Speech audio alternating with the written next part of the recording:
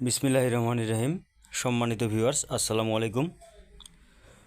অনেকেই কোশ্চেন করে যে ব্র্যাকে আবেদন করলে ডাকে না কেন। অনেকে বলে বারবার আবেদন করি কিন্তু একবারও পরীক্ষার জন্য ডাক পাই না। আসলেই ব্র্যাকে ডাক পাওয়াটা একটা ভাগ্যের বিষয়।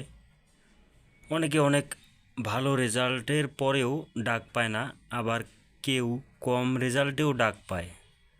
হাজার হাজার মানুষ এখানে অ্যাপ্লাই করে। 200 ভ্যাকেন্সি থাকলে 50 থেকে 60,000-এর উপরে মানুষজন আবেদন করে। ব্র্যাকের পক্ষে এতগুলো মানুষজনের পরীক্ষা নেওয়া সম্ভব নয়। এজন্য ব্র্যাক এইচআরডি শর্টলিস্টেড করে। শর্টলিস্ট করার পরেই তারা পরীক্ষার জন্য কল করে। এক্ষেত্রে কেউ একবার আবেদন করেই ডাক পায়, আবার কেউ বারবার আবেদন করেও ডাক পায় না। তাই শর্ট লিস্টে কীভাবে আসবেন এর জন্য আপনাদের কিছু টিপস দিচ্ছি, আশা করি আপনাদের কাজে আসবে। তো কথা না বাড়িয়ে শুরু করা যাক। প্রথমত, সার্কুলার দেওয়ার শুরুর দিকেই আবেদন করতে চেষ্টা করুন। সিভি ভালোভাবে তৈরি করবেন। দোকানের 30 টাকার বস্তা পচা সিভি, এটা দিয়ে ডাক পাওয়ার সম্ভাবনা খুবই কম। সিভিতে ইউনিক কিছু অ্যাড করার চেষ্টা করবেন।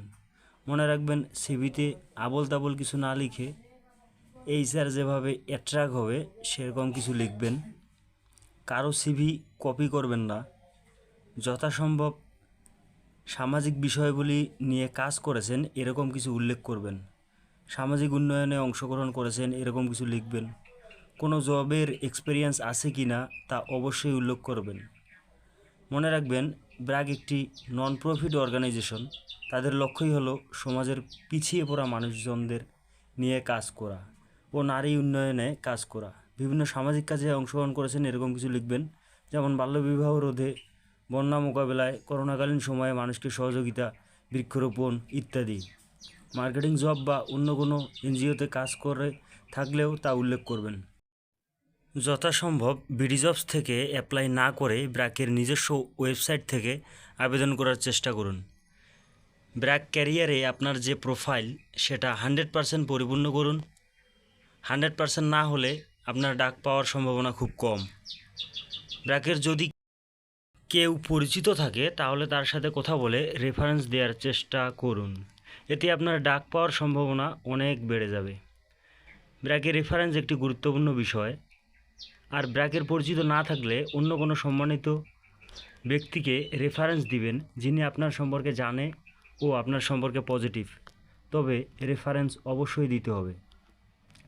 যেই প্রোগ্রামে কাজ করতে ইচ্ছুক সেই প্রোগ্রামের ক্যাটাগরি অনুযায়ী আপনার সিভি ও আপনার প্রোফাইল সুন্দরভাবে উপস্থাপন করুন। যে সার্কুলার দেয় সব সার্কুলারে আবেদন করবেন না। এখানে এসএসসি থেকে শুরু করে মাস্টার্স পাস পর্যন্ত পোস্ট আছে। এখন যদি আপনি পিওনের পোস্টেও আবেদন করেন আবার অফিসার পোস্টেও আবেদন করেন তাহলে জিনিসটা বেমানান দেখায়। তাই আপনি যে ক্যাটাগরির কাজ করতে চাচ্ছেন সেই ক্যাটাগরিতেই আবেদন করুন। আপনার সিভির সাথে ব্র্যাক প্রোফাইলের তথ্যগুলো 100% মিল আছে কি না সেটা অবশ্যই যাচাই করুন। যদি ভিডিওটি ভালো লেগে থাকে আমার এই ছোট্ট চ্যানেলটি সাবস্ক্রাইব করে পাশেই থাকুন। ধন্যবাদ সকলকে।